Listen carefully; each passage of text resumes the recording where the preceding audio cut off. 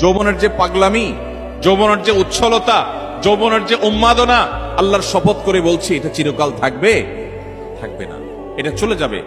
কি করেছেন সে জিনিসটা কিন্তু ঠিকই থেকে যাবে, আপনার কর্মটা ঠিকই থেকে যাবে।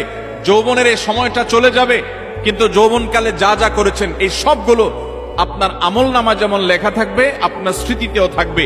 আমল নামার কারণে আপনার আখিরাতে শাস্তি হবে, আর স্মৃতিতে থাকার কারণে আপনার পরবর্তী বয়সে আপনাকে অপরাধ বোধের অদৃশ্য দাহনে আপনাকে জ্বালাতে থাকবে, অস্থিরতা আপনার মধ্যে কাজ করতে থাকবে।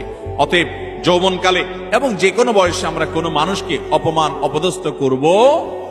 কোনো মানুষ বিপদে পড়েছে, হয়ে গেছে তার দ্বারা একটা কোনো সমস্যা, আপনি চান্স পেয়ে এবার তার 14 গোষ্ঠী উদ্ধার করা শুরু করলেন না ভাই, এই সময় হাত বাড়িয়ে দেন, পারলে তাকে সাহায্য করেন।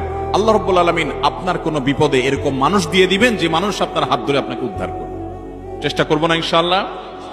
তাহলে 6 নম্বর অপরাধ এটি যে কোনো মানুষকে অপমান করলে, কোনো মুসলমানকে অপমান করলে তার শাস্তি আল্লাহ রাব্বুল আলামিন দুনিয়াতে দেন। এবং যে ব্যক্তি কোনো বিপদে পড়া মানুষকে, যার দরকার সাহায্য, সে সাহায্যের জন্য হাহাকার করছে, ওই টাইমে তাকে আরো আঘাত করে, আরো আক্রমণ করে, তার রোস্টিং ভিডিও বানায়, তার চরিত্র হনন করে, তাকে অপমান অপদস্থ করে, এই ব্যক্তি তার যখন জীবনে এরকম পরিস্থিতিতে পড়বে, আল্লাহ তাআলা ঠিক একইভাবে অন্য আরেক পাপিষ্ঠকে দিয়ে আল্লাহ তাআলা তাকে সাইজ করবেন।